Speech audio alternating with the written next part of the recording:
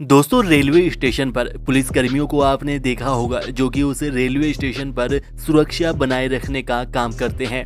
इन्हें हम आरपीएफ यानी रेलवे प्रोटेक्शन फोर्स कहते हैं।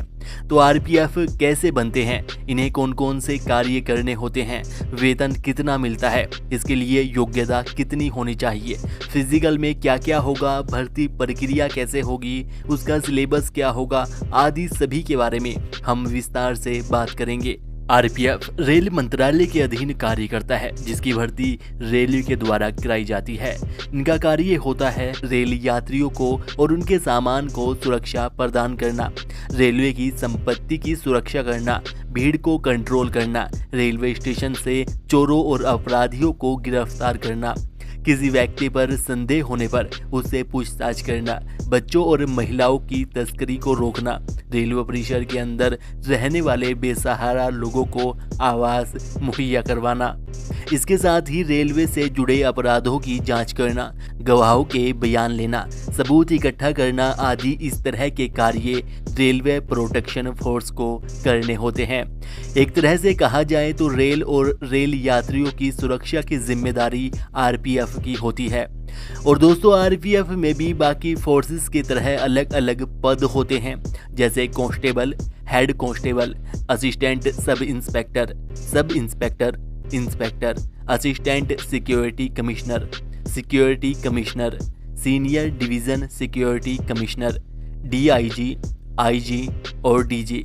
और इनका प्रमोशन भी इसी तरह स्टेप बाय स्टेप होता है। इनमें से ज़्यादातर पद प्रमोशन के द्वारा प्राप्त किए जाते हैं। तो दोस्तों, सबसे पहला पद आरपीएफ कांस्टेबल का होता है। इसी के बारे में हम इस वीडियो में बात करेंगे, क्योंकि इस पद पर डायरेक्ट भर्ती होती है और बाकी पदों से यह आसान होती है। तो इसके लिए कैंडिडेट का किसी भी मान्यता प्राप्त बोर्ड से सिर्फ 10th पास होना ज़रूरी होता है और कैंडिडेट की आयु सीमा 18 से 25 साल के बीच में होनी चाहिए, जिसमें ओबीसी वालों को 3 साल की छूट दी जाती है, जिसके अनुसार ओबीसी वालों की आयु सीमा 18 से 28 साल के बीच में होनी चाहिए और एससी एसटी वालों को 5 साल की छूट दी जाती है, जिसके अनुसार एससी एसटी वालों की आयु सीमा 18 से 30 साल के बीच में होनी चाहिए। तो इसकी भर्ती प्रक्रिया में सबसे पहले लिखित परीक्षा होती है, जिसके बाद फिजिकल मेजरमेंट टेस्ट लिया जाता है, फिर physical efficiency test, medical interview और डॉक्यूमेंट वेरिफिकेशन होता है। तो लिखित परीक्षा में 120 नंबर के 120 प्रश्न पूछे जाते हैं, जिसमें 1.5 घंटे का समय दिया जाता है। इसमें general awareness, arithmetic, general intelligence and reasoning विषयों से प्रश्न पूछे जाते हैं। तो जनरल अवेयरनेस के पेपर में current affairs, awareness of the event and developments in society, Indian history, art and culture, economics, general science and life science, common abbreviation, geography, general polity, Indian constitution, sports, environmental issues आदि विषयों से प्रश्न पूछे जाएंगे। जिसके बाद arithmetic के paper में average, interest, profit and loss, ratio and proportion, percentage, whole number, decimal and fraction, number system, fundamental arithmetical operations, relationships between numbers, mensuration, discount, time and distance, tables and graphs आदि विषयों से प्रश्न पूछे जाएंगे। जिसके बाद general intelligence और reasoning के सिलेबस में analogues, similarities and differences, spatial visualization, coding and decoding, statement conclusion, spatial orientation, problem solving analysis, decision making, visual memory, arithmetical reasoning, verbal and figure classification, arithmetic number series, non verbal series, psychologist reasoning, discriminating observation, relationship concept आदि विषयों से प्रश्न पूछे जाएंगे।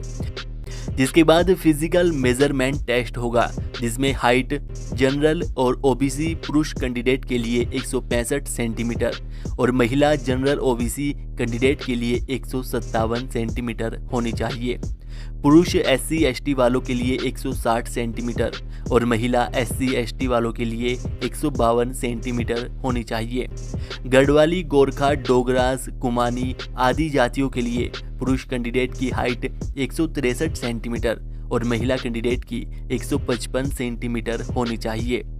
जिसके बाद chest, जो कि सिर्फ पुरुषों की नापी जाती है, जो कि जनरल OBC वालों के लिए 80 सेंटीमीटर और फूलने के बाद जिसमें 5 सेंटीमीटर का फैलाव आना चाहिए, जिसके अनुसार फूलने के बाद चेस्ट 85 सेंटीमीटर होनी चाहिए और SC/ST वालों की 76.2 सेंटीमीटर होनी चाहिए, जिसमें फूलने के बाद 5 सेंटीमीटर का फैलाव आना चाहिए, जिसके अनुसार फूलने के बाद चेस्ट 81.2 सेंटीमीटर होनी चाहिए।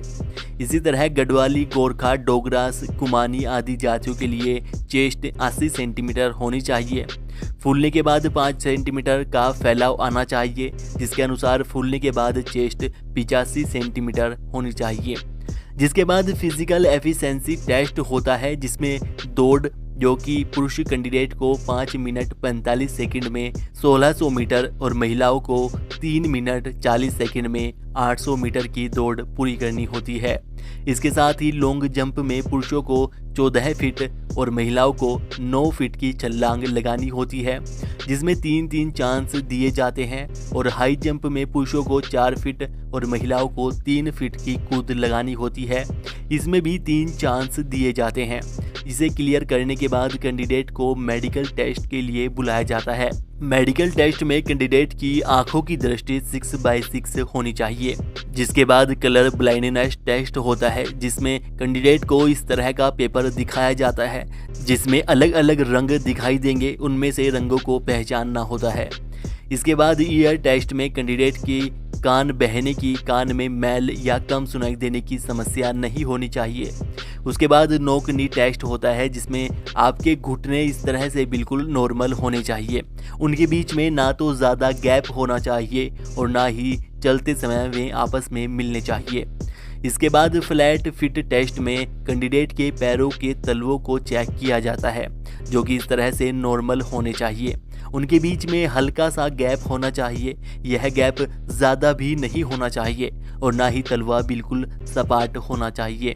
इसके साथ ही ब्लड टेस्ट भी होता है, जिसमें चेक किया जाता है कि कैंडिडेट को शुगर वगैरह की कोई बीमारी तो नहीं है या कैंडिडेट ड्रग्स वगैरह का नशा तो नहीं करता आदि। इस तरह से मेडिकल टेस्ट लिया जाता है। जिसके बाद इंटरव्यू होता है और फिर डॉक्यूमेंट वेरिफिकेशन के लिए बुलाया जाता है। तो कैंडिडेट को डॉक्यूमेंट वेरिफिकेशन में 10th की मार्कशीट, जाति प्रमाण पत्र, स्थायी निवास प्रमाण पत्र, चरित्र प्रमाण पत्र, आधार कार्ड और 4 फोटो आदि डॉक्यूमेंट लेकर जाने होते हैं। तो दोस्तों, ये होता है RPF कांस्टेबल बनने का प्रोसेस, जिसके थ्रू आप RPF ज्वाइन कर सकते हैं। अब बात करें वेतन की, तो RPF कांस्टेबल को प्रति माह 35,000 से 40,000 रुपए के लगभग वेतन मिलता है, जो कि साल दर साल बढ़ता रहता है।